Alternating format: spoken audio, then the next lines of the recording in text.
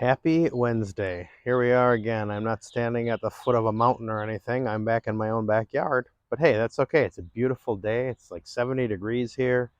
And I worked from home and had the windows open all day. It's glorious.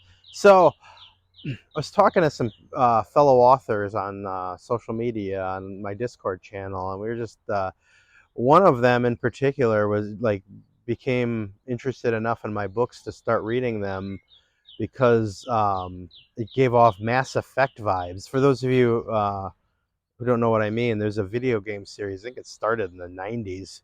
Maybe it was a little later than that. I don't know. It's been around a long time, but let's say the 2000s is when the bulk of the game came out.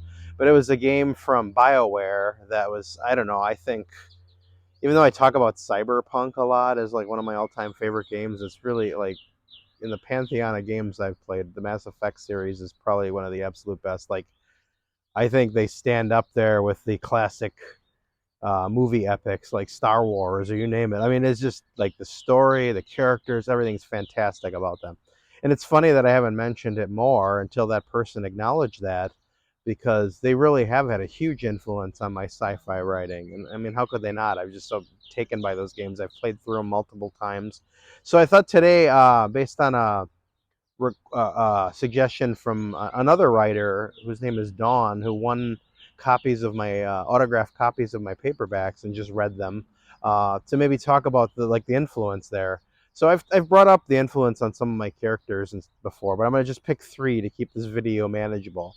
Now, Lorelei Ogden, I've talked about that the one of the big inspirations, at least for how she starts off, where she's got memory, like she's not remembering part of her past, and she's got these latent powers that just kind of naturally come out, was definitely influenced by one of my favorite sci-fi book series of all time, Nine Princes and Amber.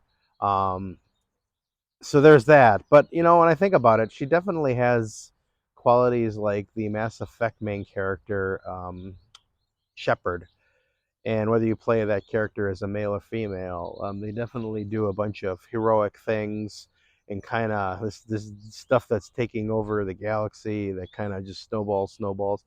Not on that scale per se, but she definitely plays a key role in some pretty huge things that have huge ramifications, taking on a giant corporation.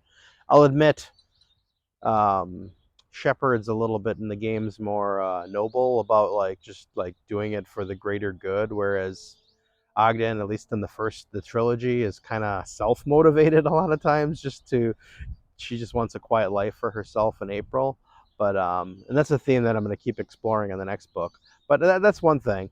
Um, Marco Deed, actually, I've brought up before how he was influenced by the William Shatner created and played by character in his Tech War movie series and TV series in the mid 90s.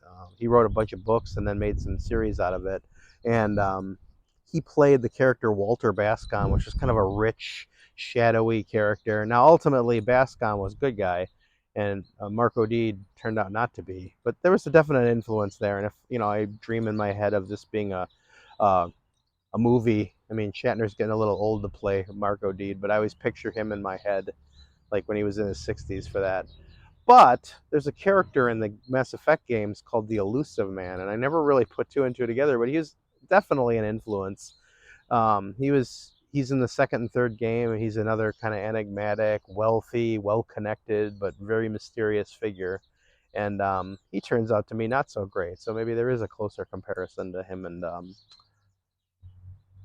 Deed. And then third, the one I wanted to bring up is Dr. Silf, aka Charity. I mean, there's two influences, one more like aesthetically, one just like as a character, and the second one being definite. I'll start with the second one. Mass Effect again.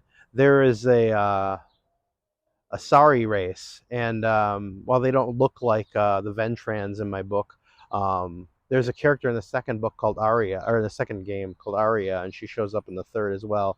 And she kind of runs a bar, and she's a underworld figure. I didn't even realize until after I finished The Divided Man the inspiration connection there. I just think that character was in the back of my mind, but that was a huge influence to me for creating one of my favorite characters, Dr.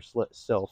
Now, aesthetically, I'm going to go back way, way, way, way, way, way, way further, and that's There was a game that came out in the mid 80s for a computer. It was text only, called Star Trek The Promethean Prophecy.